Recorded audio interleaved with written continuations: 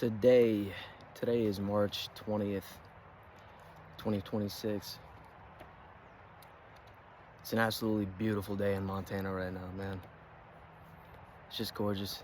Sun's out in full blast. Only a small amount of clouds in the sky. I see a lot of blues.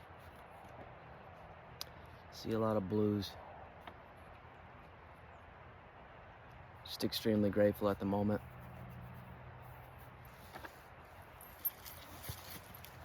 I didn't really plan too much for this one. This is more of me just kind of winging it.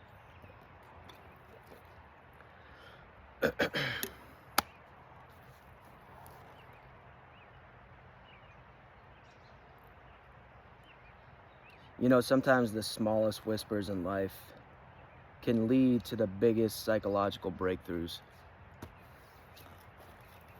It's crazy to think about that, you know. But I think, my journey, as well as many people out there, sometimes the smallest whispers that you hear, within your mind can lead to those psychological breakthroughs that you're looking for. And ultimately, when you have those psychological breakthroughs, and these could be ultimate truths that you learn, these could be very small truths that you learn, but they change you from the inside out. When you fully accept what you previously refused to, you start changing from the inside out. It's almost this transformation. It's this version of alchemy, but it's this transformation that's internal. It's extremely hard to explain. It's extremely hard to articulate, but it's the one that carries the most weight in my mind. That internal change. Where you might have felt bitterness in the past, now it's replaced with gratefulness. It's being replaced with that feeling of being blessed. And sometimes you feel blessed for absolutely no reason because of this internal change. You wake up and look at the sunrise and you just say, wow, how fucking beautiful is that? What a blessing for me to be able to witness this as a human being.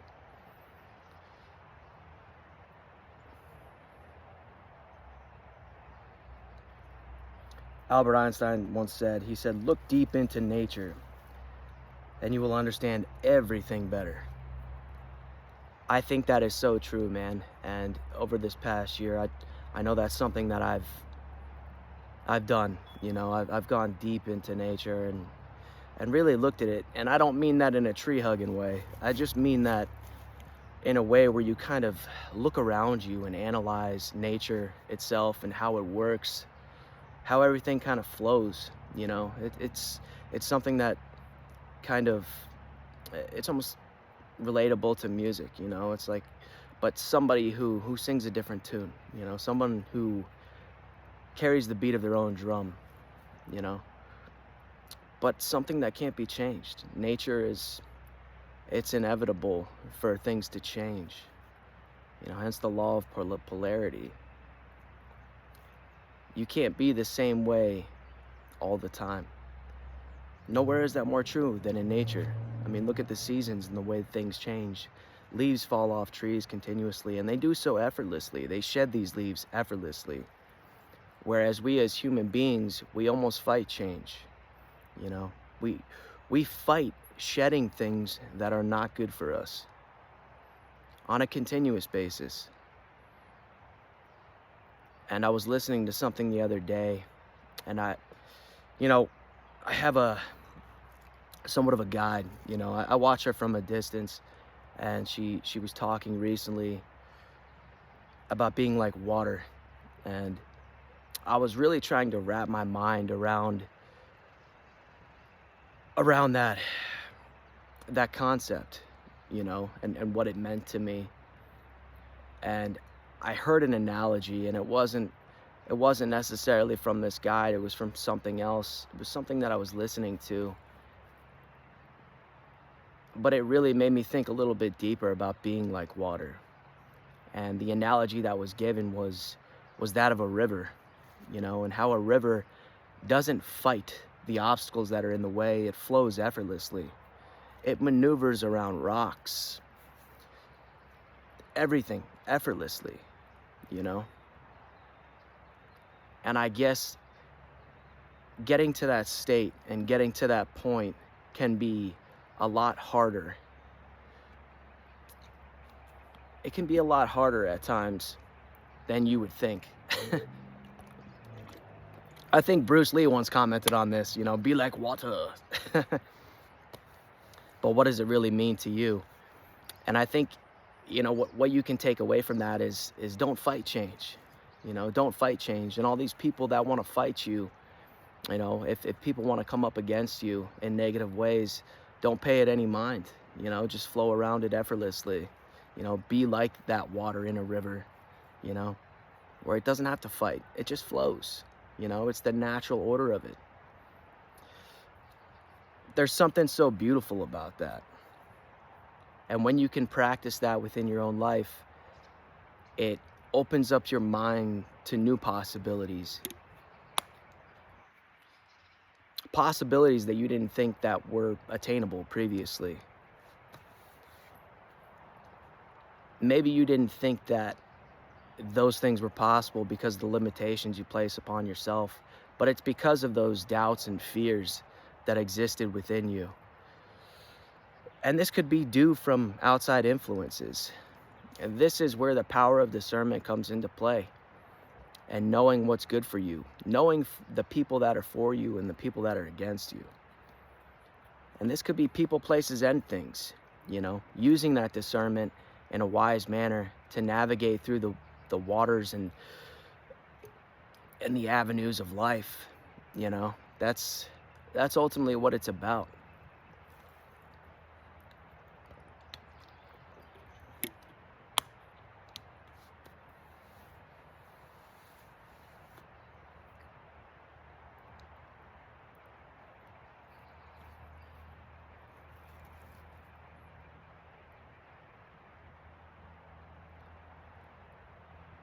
I'm a firm believer in these universal laws that kind of govern the earth. There's a lot of people that might think differently, they might feel differently, and that's quite all right. It goes along the lines of people that have different faiths as well. There's beauty in every single faith that's out there, besides the darker ones, in which you worship the devil. I don't have any room for that nonsense. But at the same time, getting back to it, there's so much beauty, there's so much discipline in many different faiths.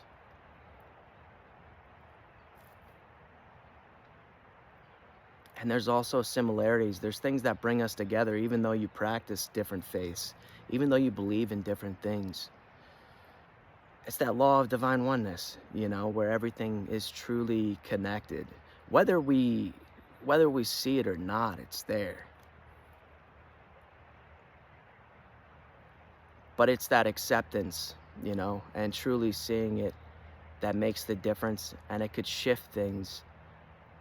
It's these little micro shifts in life that can give you these perspective shifts and make you grateful, for attaining small amounts of knowledge. It can also bring forth a level of clarity. This clarity might still be a little bit obscured, within your life, but that's okay. Maybe it's not time for you to know all the little nuances and details of everything. I don't think we're meant to know everything at every given time. I think we're given little pieces to puzzles in life, and then it's up to us to make active choices. It's knowing when to activate that feminine energy versus the masculine energy, that masculine, that get up and do energy, and then that feminine energy where you sit back, you listen, and you try to understand. You try to learn, you try to grow. wrapping your mind around different people's opinions on different concepts, different theories.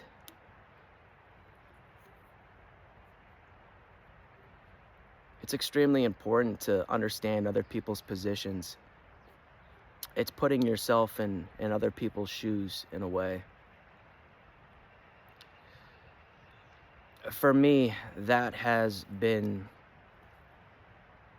an invaluable tool to remain grateful and remain in a humble place. You have to put yourself in other people's shoes sometimes to understand where they're coming from. In order to truly lift people up and help people, you have to have a certain amount of empathy. And if you don't place yourself in other people's positions at times, even psychologically, within your imagination, then you will fail to activate any type of empathy for anyone in this world. And lacking empathy to the point of being disgusted with someone because you simply don't understand them. It's never anything that you should carry, That leads to bitterness, anger, which ultimately leads to fear. That fear will lead to darkness. Before that comes the doubt, It's nothing that we as human beings should carry on a continuous basis. Of course, you're going to go through hard things in life. You're going to go through trials and tribulations. That's just the way the world works, But how you navigate through those changes and the choices that you make can truly be the difference in whether you rise or fall.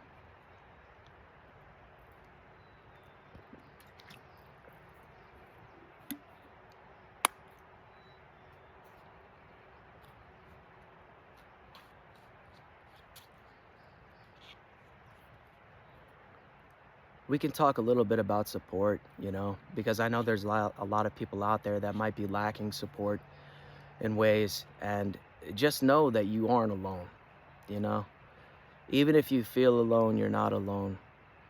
There are people out there that will support you, but you have to keep an open mind, because sometimes support looks a lot different than one might think.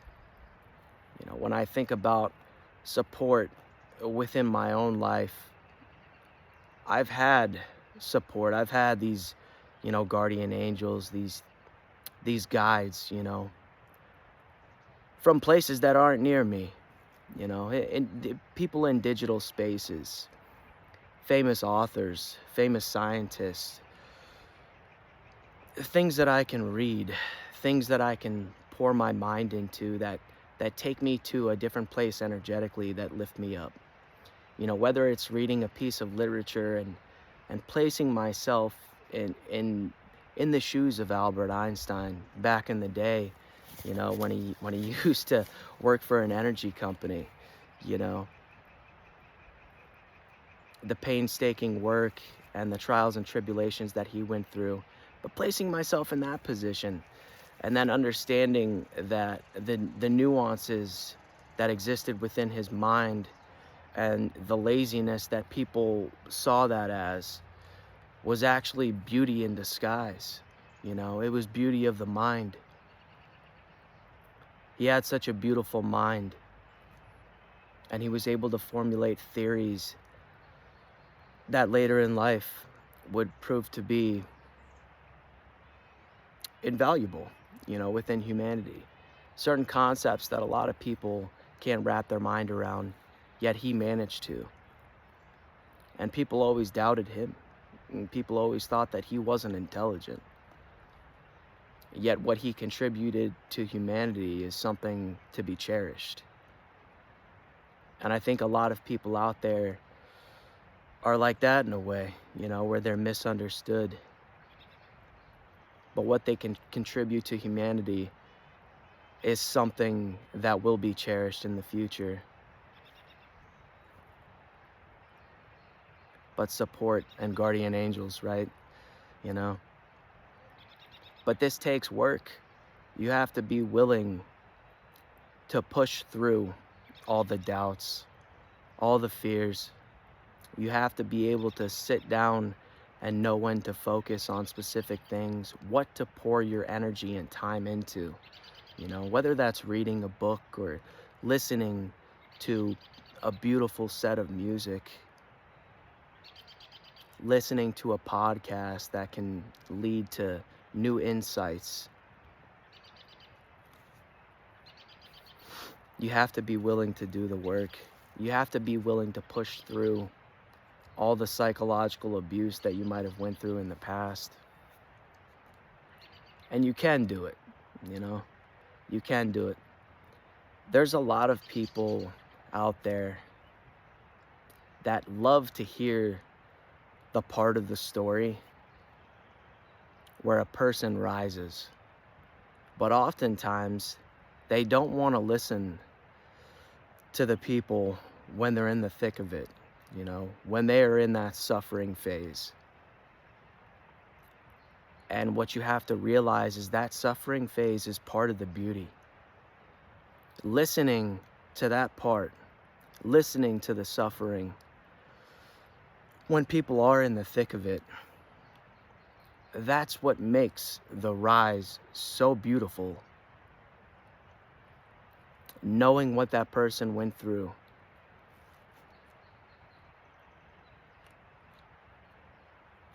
And still chose to rise. Still chose to say, I'm not going to put up with it anymore. Enough is enough. And then they get up. Everybody wants to hear the end of the story. They don't want to hear the middle portion, you know, where that person was suffering in agony and pain. It becomes uncomfortable for people, you know. It really does. Which is understandable. It's the nature of human beings. We don't want to hear about suffering. It's that uncomfortable feeling that unsettles our souls sometimes.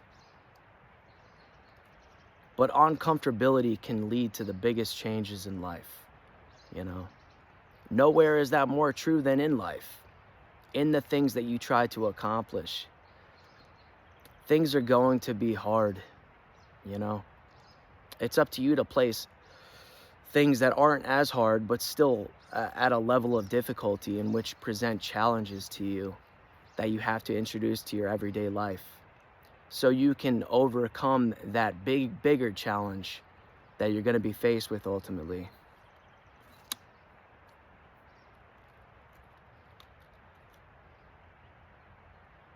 You know, as I sit here, the sun shifts, you know, and it just goes back. It goes back to that quote of nature, you know, when you understand nature. Everything consistently shifts. We can't stop it, you know.